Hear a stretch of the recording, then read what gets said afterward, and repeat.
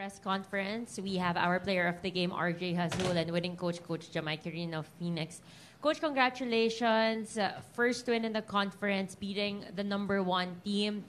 How big is this, and what does it mean to the team going to the next games? Well, first I would like to thank our Lord and Savior Jesus Christ for the victory. And I'd just like to commend all the players. Diba? They deserve this. We're in a hole at 0-4, and you just have to give credit to the players, especially to the veterans. On my left, Captain RJ Azul, for keeping it together.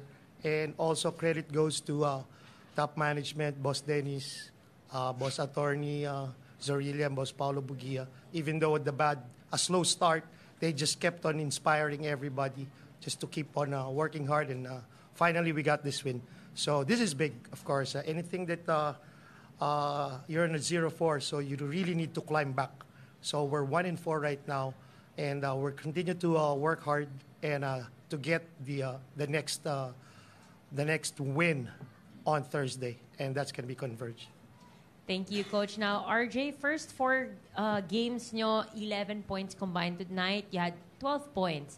Just talk about, lalo na one of the veterans of this team, tapos nag-struggle ka rin offensively last game, yung urgency lang to be able to bounce back and contribute more to help the team win?